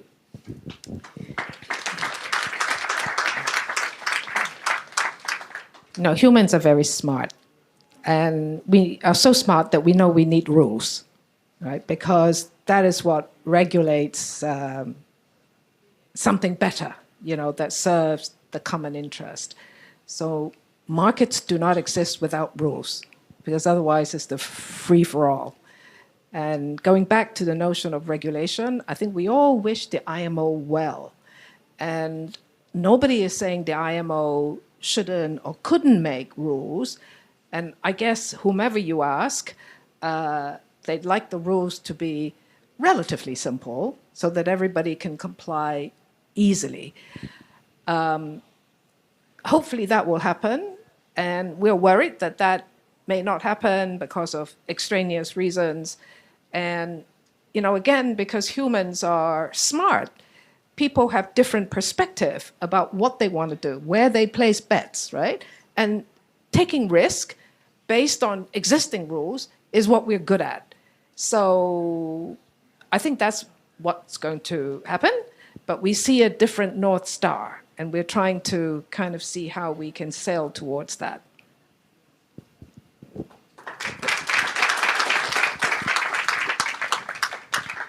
Look, I'm optimistic. We haven't talked at all over here about artificial intelligence. I think, as Bjorn very eloquently talked about where we came from and how we have created this problem over the last 300, 400 years, I think AI is going to accelerate efficiency for human beings across the board. And the pace of that acceleration is going to be way, way, way faster than what we can ever imagine. And I think there will be, not fuels. I'm more optimistic about other methodologies that will come up to either capture the carbon or to do other things with it. And in 10 years' time, this will not be an issue for me. So I think we have to be careful that we don't put all our effort in one solution, because one, there will be multiple solutions, and also fossil fuels are not necessarily bad things. It's given us the life that we have. I'm sure almost all of you live probably half an hour, 40 minutes, 1 hour away. The fact that you are here is because there is energy to bring you here, because the lights, the heating, the cooling, and so on. So I don't think that we get rid of fossil fuels, but I'm optimistic that we will find solutions which will not just be driven by regulations, but by innovation.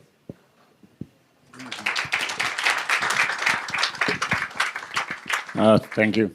I just want to make 2 points, quite personal, and yet my personal belief. I'm quite convinced about these 2 points.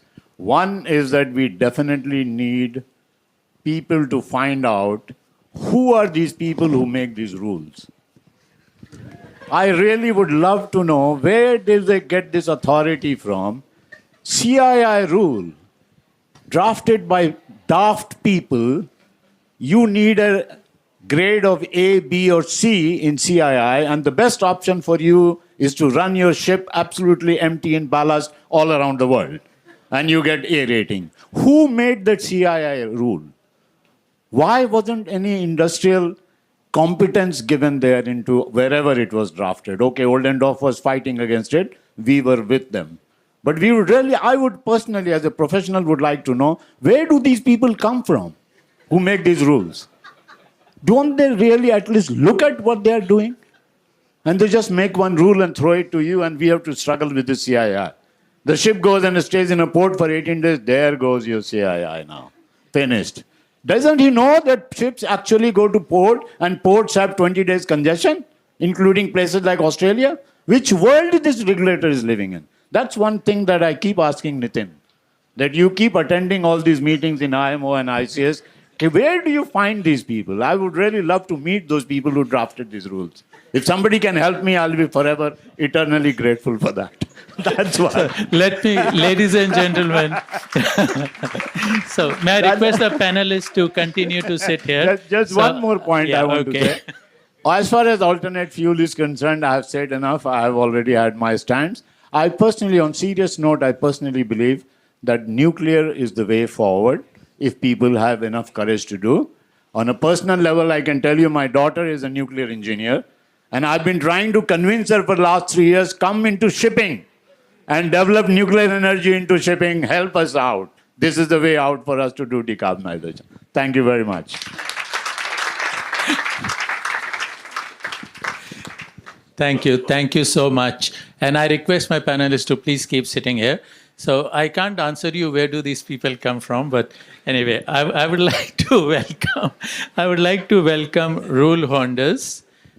He is the head of climate action and clean air in the IMO Secretariat and oversees IMO regulatory work on energy efficiency and emission reduction of. No, this was just by coincidence, Rajiv. This was just by coincidence. So please, it was not intended. Roel, please. Apology. So before joining IMO, he held various positions in the European Commission, the European Maritime Safety Agency, EMSA, and in the Port and Logistics sector. Ladies and gentlemen, Mr. Roel Hoenders, he's going to give us what all he has heard today and from what he believes in. And maybe 5 minutes on Roel? 5, 6 minutes? I will try. Yeah. All right. Thank you. Thank you very much, Jagmeet, and thank you very much to the ICS for inviting me. You asked me to provide some concluding remarks, and I've been, making notes throughout this panel, but I think I can throw away my notes because I'm not sure if I've been able to follow everything that's being said, including like the comments that came out of the room. But I know some of the people that have drafted the CII, and I'm not one of them. Let me be clear on that one. So the IMO is all of you in this room. And I think that's a very important comment to start with. And why am I saying this? And I think because I'm very grateful, and I really would like to thank the panelists for your very open and frank discussion here on the podium, and actually everyone around here in Hong Kong Shipping Week for sharing your insights on this very complex energy transition. And that information needs to come to London. That information needs to come to those people that are drafting regulations like the CII, and that is a task for all of us in order to bring that information into the regulatory process. Now, a lot has been said about cricket. I'm from the Netherlands. I don't know anything about cricket. I do know things about ice skating. I also know that my children cannot go ice skating anymore in winter like I used to do when I was a child on the canals in the Netherlands, because there's no ice anymore in the winter. So climate change is a reality, and I think you all have alluded to that in one way or another, and this is where IMO's mandate comes from as a United Nations organization. We're not a shipping NGO, we're a UN body, and as such we have a mandate, and in 2023 the member states, the membership of the IMO collectively agreed on a net zero target. And that target, that commitment still stands. During the last extraordinary session of the MEPC, you all know what happened, but none of the delegation actually questioned the strategy that was agreed in 2023 and its net zero target. What has been debated and what will continue to be debated is the pathway and the binding regulations that the IMO as a regulator puts in place in order to achieve that. Now, the transition is costly. We know that. The transition is complex. We also know that. Climate change also comes with costs. And some of you refer to externalities. We've done some impact assessments when we were developing the IMO net zero framework. And if you look into what are the costs, what are the shipping costs, the added costs because of droughts in certain parts of the world, harvests that are, rotten, shipping lanes that cannot be accessed because the water level is too low, comes with a higher cost than a planned energy transition through regulation. So externalities and the cost of climate change, we need to find a balance in that. And I think many of you refer to unity, diversity, and the IMO is, well, we're an example of that. 170 member states, and the economic reality is very different in many of these countries. I think here in Hong Kong, this is a maritime center by excellence, but we have many other countries around the table that need to feel comfortable with the regulations that will apply globally before they can adopt them. So where are we now? MEPC, the extraordinary session, took a decision, which was a difficult decision, which was to adjourn the meeting for a year. Let's use that time wisely. There are many outstanding issues in the net zero framework as it was approved in April of this year. Will it remain the same? I don't know. Not up to me, it's up to our membership, the member states. But what is important, and what we have already commenced doing, is to provide more clarity, more certainty on some of the aspects of the net zero framework was approved.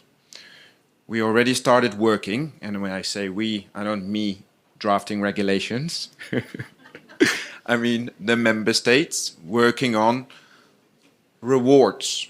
How can a reward mechanism function effectively? Other elements, certification of fuels, very important. And we know that there is experience out there with certifiers that have looked into kind of life cycle emissions for a long period in time. Transitional fuels. Some of you mentioned LNG, but we also know that LNG itself is a fuel in transition. It's not only a transitional fuel, it's a fuel in transition.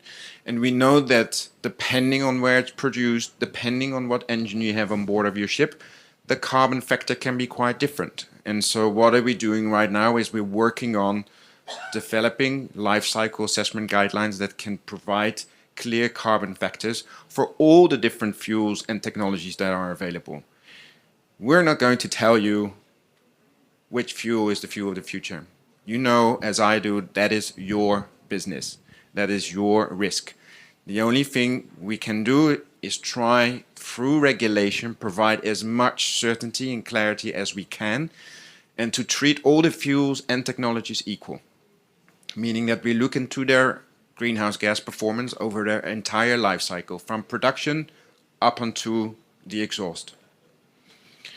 And we don't only look at fuels, we also look at technologies. We had in London in September, we had a dedicated workshop on onboard carbon capture and technology, where we brought a lot of the experience that is out there to London to inform the regulators, the people that draft the regulations, to also inform them about what's happening in terms of onboard carbon capture. Because we are not saying fossil fuel cannot be used anymore from the time that the net zero framework will enter into force. We know that is impossible.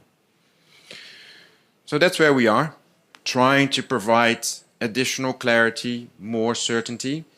Does that mean that in the year ahead you cannot do anything and just wait for the IMO to adopt something? No. And I think all of you have alluded to the fact that a lot is possible now.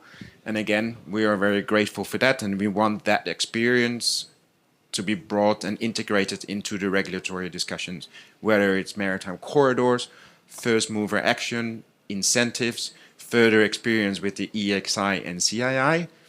And the CII, as a side note, is under review as we speak. And one of the elements that we are looking into is how port congestion, etc., is a factor that should be integrated into that review.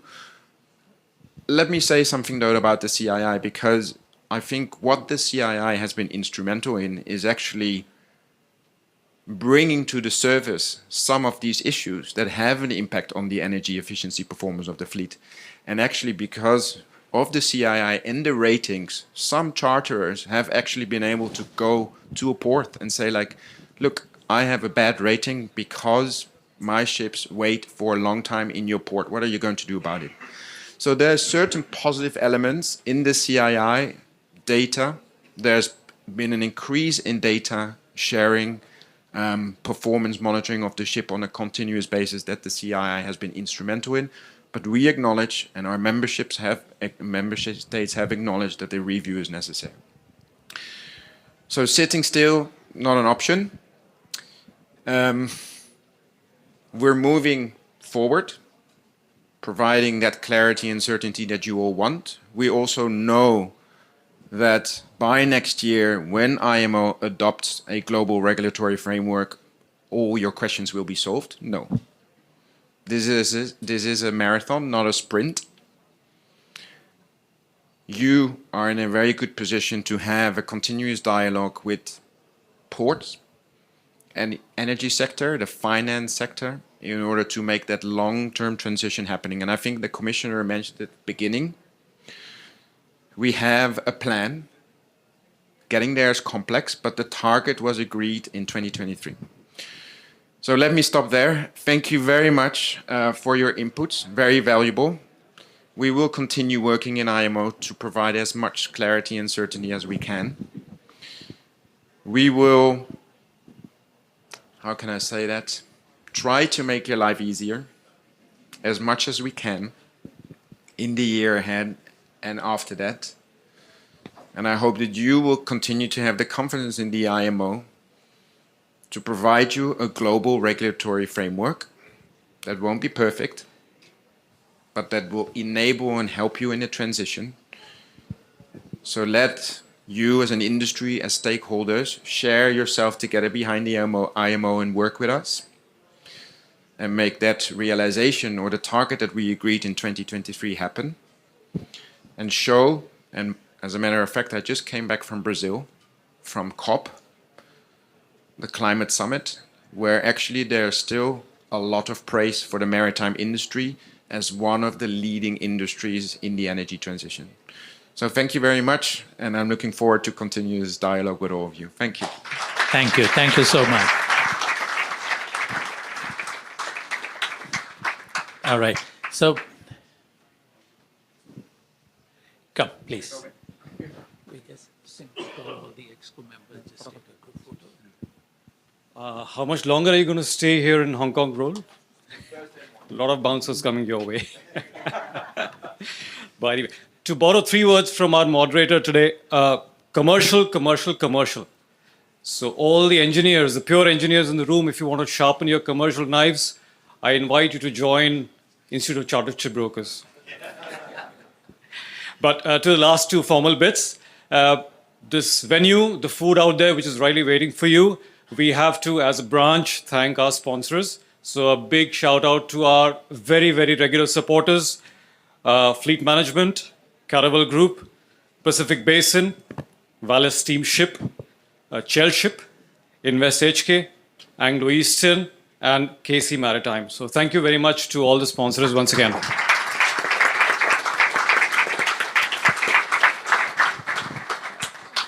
Just 2 more minutes of your time. I would like to invite our chairman, Captain Verma, to come up to the stage and just quickly present a little token of appreciation to all our panelists. Amod-san, are you around? If you could just help us. Yeah. Captain Prabhakar, may I please ask you to join us on the stage as well? Sanjeev.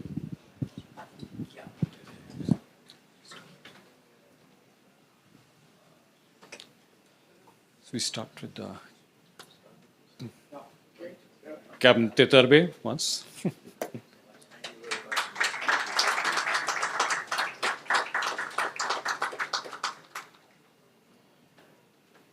Mr. Pankaj Khanna.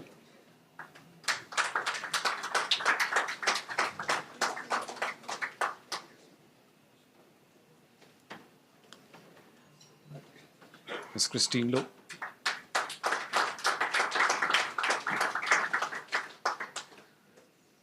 Captain Nitin Handa.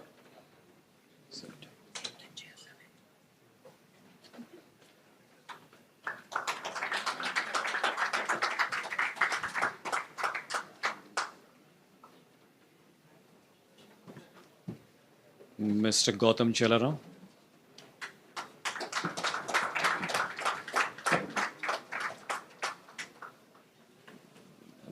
Last but not the least, Captain Bjorn Højgaard. Oh, sorry. And Mr. Rule as well, if you can come to the stage, please. I'm sorry, your last name's too hard to pronounce. I'm not risking it. May I just also call the entire EXCO to the stage for a final group photo, the ICS Hong Kong EXCO.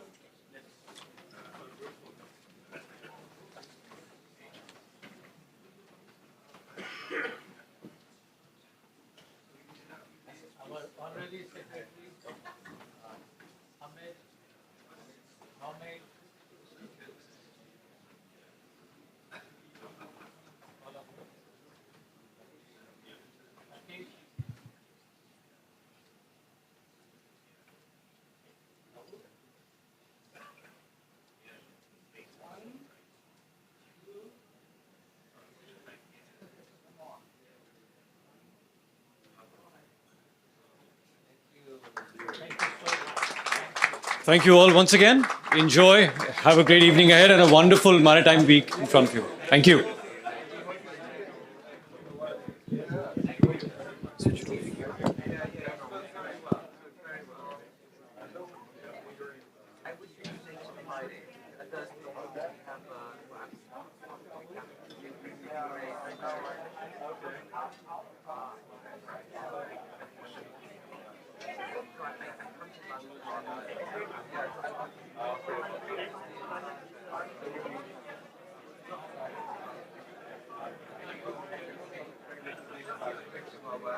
you.